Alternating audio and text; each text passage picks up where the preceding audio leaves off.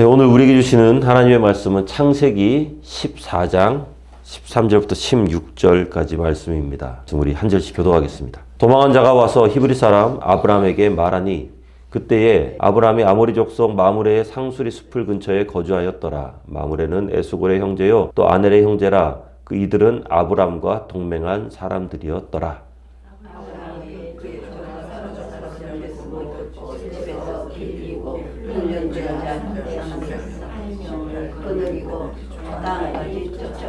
그와 그의 가신들이 나뉘어 밤에 그들을 쳐부수고 다메섹 왼편 호박까지 쫓아가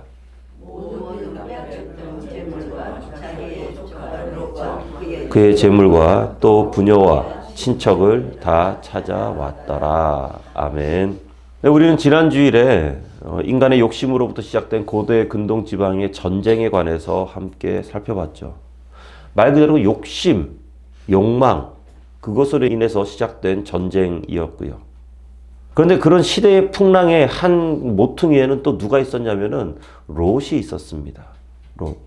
욕심을 따라서 약속의 땅을 버리고 풍요로운 땅으로 들어갔지만 얼마 안 돼서 모든 것을 다 빼앗겨 버린 롯.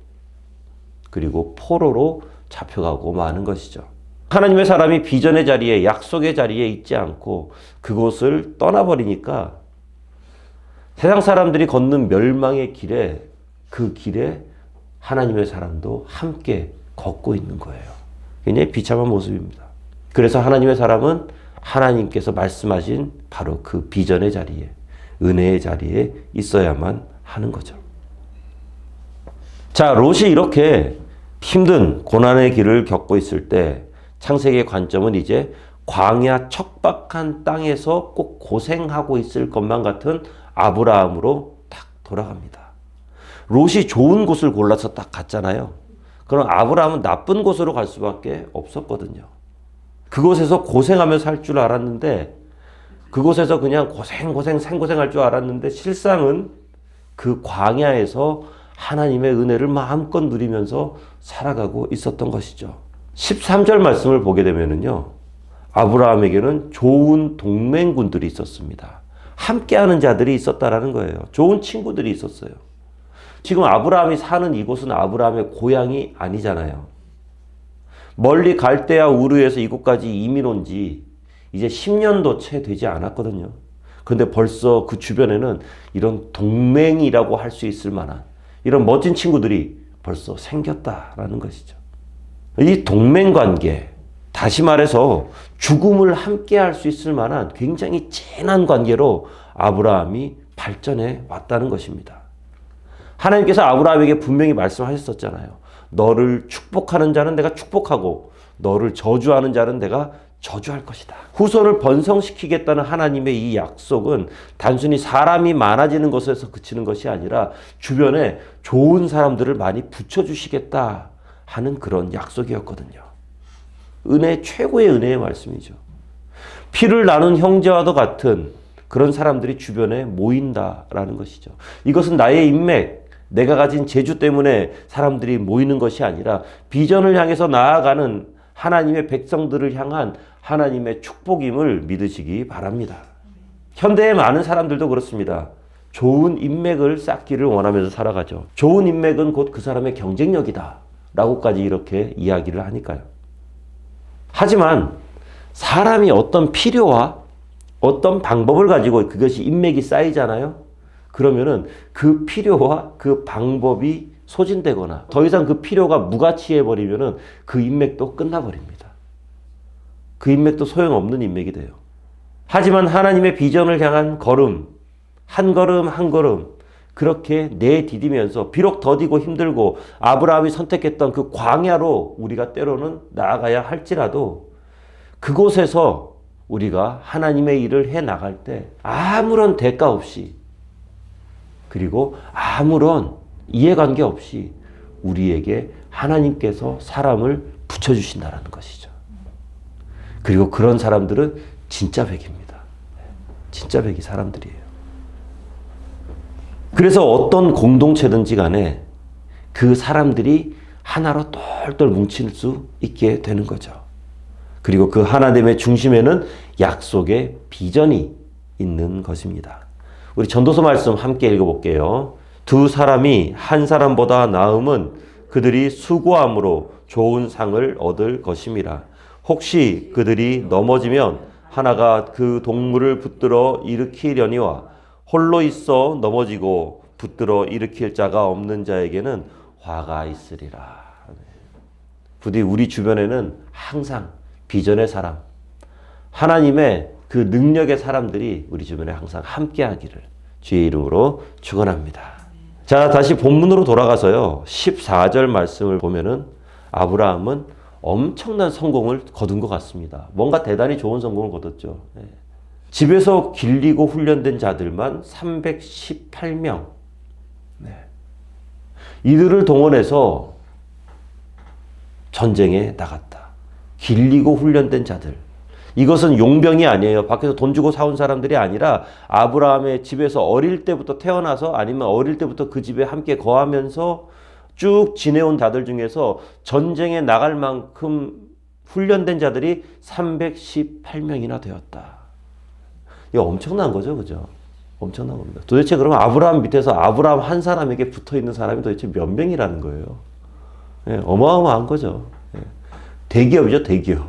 아브라함 움직이는 대기업, 재벌입니다.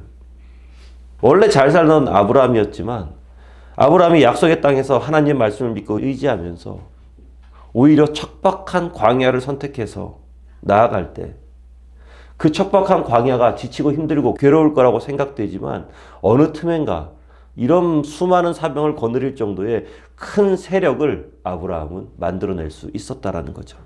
그리고 그 집에서 어렸을 때부터 함께 훈련받아온 이 병사들은요, 일반적인 군인들과는 또 완전히 달랐을 겁니다. 어렸을 때부터 쭉 함께 길리고 자라고 훈련돼 왔잖아요. 눈빛만 봐도 아는 거죠. 척하면 착이에요. 얼마나 손발이 잘 맞았겠어요. 그리고 또 여기서 중요한 건 뭐냐면 이 사람들이 훈련돼 있었다라는 것입니다. 훈련돼 있었다. 아브라함은 평화의 사람이었습니다. 아브라함은 하나님께서 보내주신 그 평화를 사랑하는 사람이었죠. 하지만 만일의 사태를 대비해서 이 사람들을 훈련시켜 놨었다는 거예요. 준비를 하고 있었죠. 이것은 오늘 살아가는 크리스천들에게도 굉장히 중요한 메시지입니다. 왜냐하면 우리는 영적 전쟁의 가장 선봉에 서 있는 사람들이기 때문입니다. 에베소 말씀 함께 읽어볼게요. 시작. 마귀의 간계를 능히 대적하기 위하여 하나님의 전신갑주를 입으라. 우리의 씨름은 혈과 육을 상대하는 것이 아니요 통치자들과 권세들과 이 어둠의 세상 주관자들과 하늘에 있는 악의 영들을 상대함이라. 아멘. 자, 여기에서 이 입으라라는 이 말씀의 의미는 항상 입고 있으라는 말입니다. 벗지 말라는 거예요. 항상 입고 있으라. 전쟁터에서 군인이 갑옷을 벗고 있잖아요. 그러면은 그 벗고 있을 때 적이 침투해 오면은 그냥 무방비입니다. 당하는 거예요. 마냥 당하는 거예요. 언제 공격해 들어올지 모르는 적군에 맞서려면은 언제나 전투가 가능한 자세로 있어야 되는 거죠. 다시 한번 더 말씀드리지만 우리는 영적 전쟁의 최전선에 서는 사람들이에요. 그렇기 때문에 언제나 우리는 준비되어 있어야만 하는 것이죠. 훈련되어 있어야만 하는 것이죠. 그리고 굉장히 또 중요한 게 한 가지 있는데 방어를 위한 갑옷뿐만 아니라 이 공격 무기인 말씀의 검, 이 성령의 검을 예리하게 잘 이렇게 평소에 갈아놔야만 합니다. 그 말씀의 검은 어떻게 갈아 넣는 것이냐? 설교 말씀 들으면서요. 그리고 하나님의 말씀 우리가 묵상하면서 성경 공부하면서 그 말씀의 검을 잘 갈아 넣는 거죠. 기도를 통해서 찬양을 통해서 우리는 말씀의 검들을 이렇게 잘 갈아 놓는 거예요. 그런데 이게 사단이 이렇게 탁 공격해 왔는데 말씀의 검을 탁 뽑아가지고 사단을 딱 때렸는데 쳤는데 사단이 안 죽어. 사단이 그냥 딱 한 대 딱 먹어 하다가 갑자기 사단이 뭐야 이거 별거 아니네. 갈아놓지를 않으면 그래요. 갈아놓지 않으면. 설교 시간에는 다 남 얘기로 듣고 묵상과 새벽 기도는 언제 했는지 그냥 깜깜합니다. 내가 묵상은 언제 했지? 말씀은 언제 읽었지? 성경 공부는 언제 했지? 그러면은 이 잘못하면은 말씀의 검을 뽑아드려야 되는 딱 그 순간 이게 녹슬어가지고 뽑히지도 않아 이게 나오지도 않아요. 평소에 잘 뽑아서 잘 갈아놔야 돼요. 그리고 우리는 오늘 본문의 14절 말씀을 통해서 아브라함의 또 대단한 점 한 가지를 보게 되는데요. 그것은 바로 아브라함이 직접 전쟁에 참전했다라는 겁니다. 거느리고 직접 간 거예요. 이렇게 말할 수도 있었겠죠. 야, 내가 지금 나이가 80이 넘었다. 내가 이 나이에 가리, 내가. 허리도 아프고 무릎도 아프고. 야, 너희들이 어떻게 좀 해봐. 너희들 잘하잖아. 아브라함이 이러지 않았다는 거죠. 이걸 보면서 하나님의 사람이 가지는 리더십이 어떤 리더십이냐. 그것은 뒤에서 돌격 앞으로를 외치는 그 리더십이 아니라 하나님의 사람의 리더십은 나를 따르라 라고 큰 소리로 외치는 그 리더십이 바로 하나님의 사람이 가지는 리더십이라는 것이죠.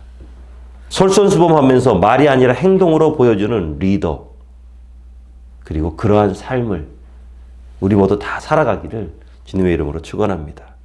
말씀이 삶 속에서 행해지는 역사가 우리에게 있을 때 놀라운 기적이 우리의 삶 가운데 반드시 일어나게 될 거예요. 자, 오늘 본문의 15절 말씀 또 함께 읽어봅니다. 시작. 그와 그의 가신들이 나뉘어 밤에 그들을 쳐 부수고 다메섹 왼편 호바까지 쫓아가. 정말 놀랍습니다. 이게 정말 놀라운 일입니다.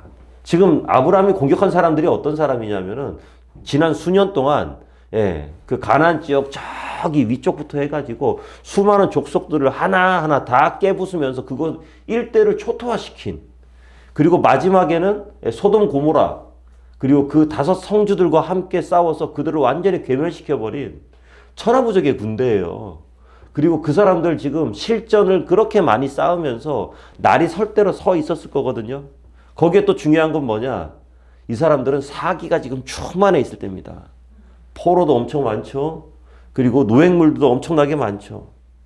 그런데 이 사람들을 아브라함이 정예병을 이끌고 헤브론에서 이곳까지 쫓아가서 공격한 거예요. 아마 연합군이 깜짝 놀랐을 겁니다. 더 이상 이 가나안 땅에서 자신들을 대적할 만한 세력은 없을 거라고 생각했겠죠. 이미 뭐 유명한 도성들, 유명한 족장들은 다 짓밟으면서 다 내려왔잖아요. 특별히 그 네피림의 후손들, 그 거인족까지 다. 그리고 아브라함은 당시에는 알려지지 않은 신흥 세력이었죠. 그런데 갑자기 야심한 시각에 기습 공격이 이루어집니다. 이 군대들 마음 푹 놓고 있다가 혼비백산합니다. 그리고 지금까지 단 한 번도 해보지 않은 후퇴라는 것을 하게 되는데, 말이 좋아서 후퇴지 그냥 도망가는 거예요. 도망가. 안 그래도 이 조카 롯이 붙잡혀 갔다는 그 소식 듣고 이 아브라함 할아버지가 아주 그냥 화가 머리끝까지 났을 거거든요. 끝까지 쫓아가서 롯과 사람들을 다 구출해냅니다. 자, 여기까지는 우리의 관점이에요. 그런데 우리 크리스천들의 관점이에요. 성경을 읽는 독자의 관점에서 보면 우리는 이렇게 읽을 수 있어요. 그런데 이게 말이 되는 싸움이에요. 이게 말이 안 되는 싸움이에요. 아무리 훈련이 잘된 사병이 318명이 있었다 할지라도, 그리고 아브라함 주변에 동맹군들이 있었겠죠? 같이 갔겠죠. 아무리 그렇다 할지라도 이미 전쟁터에서 잔뼈가 굵은 그 군인들입니다. 그리고 병력 수도 훨씬 많았을 거예요. 정예병사들입니다. 그런데 그 군사들을 기습 공격해서 후퇴하도록 만드는 것만 해도 대단한 일인데, 그런데 그들을 끝까지 추격해서 포로들을 다 구출해냈다는 것. 이것은 이성적으로는 불가능한 일입니다. 상식적으로는 불가능한 싸움입니다. 그래서 이런 싸움을 보고 우리가 이런 표현을 쓰죠. 하나님이 하셨다. 하나님이 하셨다. 그 표현 말고는 어떻게 설명이 안 됩니다. 설명이 안 되는 거예요. 그러면은 왜 하나님께서는 아브라함에게 이런 엄청난 승리를 안겨주신 것인가? 그건 바로 이 아브라함의 마음 가운데 하나님의 마음이 있었기 때문입니다. 하나님께서는 사람을 축복하실 때 그 사람의 마음을 보시죠. 그 중심을 보시는데 아브라함의 마음 가운데는 하나님의 마음과 동일한 그 사랑이 아브라함에게 있었기 때문이에요. 사실 아브라함 입장에서는 롯을 구해, 이 괘씸한 녀석을 구해. 예. 어릴 적부터 부모 없이 자란 롯, 그 불쌍한 마음을 다 걷어들였죠. 그리고 아브라함 자신도 자녀가 없었잖아요. 그죠? 자녀가 없었기 때문에 유일한 피부치인 조카, 이 조카에게 마음을 의지하면서 자기 재산도 나눠주고 잘 살 수 있도록 물심양면으로 도움을 많이 줬는데 이놈의 자식이 그냥 조금 먹고 살만하니까 어때요? 예, 자기 잘 먹고 잘 살겠다고 삼촌 등에 칼 꽂고 더 좋은 곳으로 가버렸습니다. 그리고 지금 롯을 잡아가고 있는 그 군대는 지금까지 가나안 지역을 쑥대밭으로 만들면서 저 강력한 소돔 고모라 연합군까지 완전히 밀어버린, 몰살시켜버린 공포의 대상이죠. 어지간한 사람이라면 아마 그 전쟁의 여파가 나에게까지 미치지 않은 것에 대해서 감사할 겁니다. 그리고 붙잡혀간 롯 보고는 그냥 뭐 어쩔 수 없는 거 아니야, 사람이. 파도가 몰아치면 또 좋은 날도 있겠지. 그러면서 그냥 적당한 자기 합리화로 기억에서 지워버릴 수도 있었겠죠. 하지만 아브라함은 그러지 않았습니다. 자기가 가진 모든 것을 가지고 롯을 구출하러 나섭니다. 승산이 없는 싸움이지만 주저하지 않고 군대를 움직입니다. 이렇게 하나님께서는요, 주변에 어려움 닥친 사람들을 도와주는 것. 하나님께서는 그러한 사람들을 굉장히 기뻐하십니다. 잠언 말씀인데요. 함께 읽어볼게요. 시작. 너는 사망으로 끌려가는 자를 건져주며 사륙을 당하게 된 자를 구원하지 아니하려고 하지 말라. 내가 말하기를 나는 그것을 알지 못하였노라 할지라도 마음을 저울질하시는 이가 어찌 통찰하지 못하시겠으며 내 영혼을 지키시는 이가 어찌 알지 못하시겠느냐. 그가 각 사람의 행위대로 보응하시리라. 아멘. 혹시 나에게 아주 쥐꼬리만한 힘이라도 있다면 우리는 도울 수 있다면 도와야 돼요. 하나님께서 원하시는 거잖아요. 특별히 그 도움을 주는 사람이 우리에게 상처를 주거나 우리에게 어려움을 줬거나 나와 사이가 좋지 못한 사람이라면 반드시 더 도와주시기 바랍니다.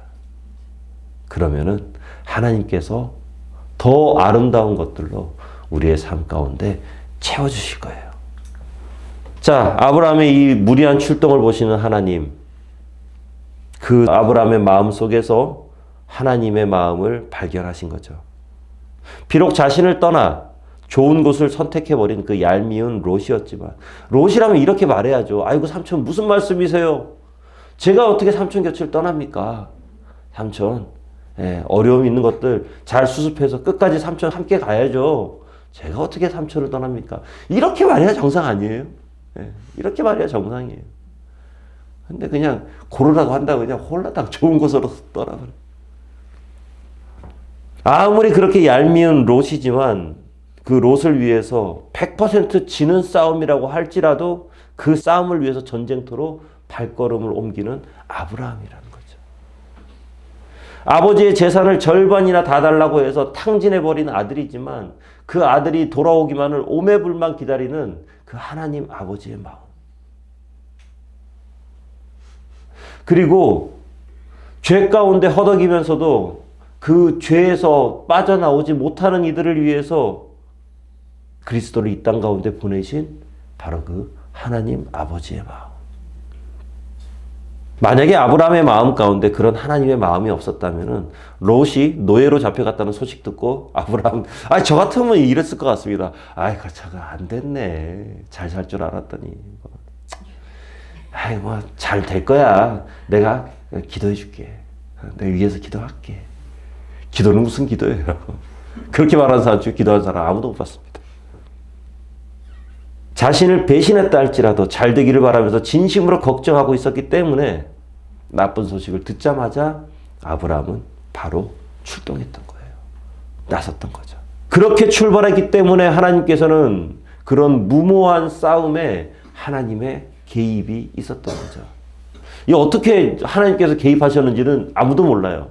그 전쟁의 상황이 나와 있지 않으니까.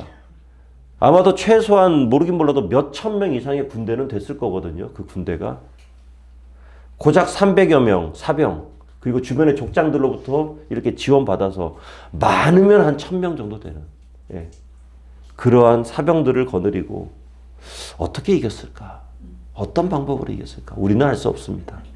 하지만 하나님의 능력으로 끝까지 쫓아가서 구출을 해냅니다. 굉장히 중요한 사실이죠. 그리고 여기에서 우리가 또 한 가지 잊지 말아야 될 건 뭐냐면은 아브라함은 출동하면서 지금 내가 가진 것을 가지고 출동했다는 거예요. 내가 소유하고 있는 것. 그리고 나의 환경 가운데 내가 동원할 수 있는 것을 가지고 출동했다는 것입니다. 이성적으로 따져보면 싸우면 안 되는 거라고 제가 계속 말씀드리잖아요. 계산기 두드리면 답 안 나옵니다. 어떻게 할 수 있는 방법이 없어요. 안 되는 걸 가지고 된다고 하면 안 되는 거예요. 안 되는 건 안 되는 거거든요. 그런데 이거는 세상적인 산수입니다. 세상적인 방법인 거죠.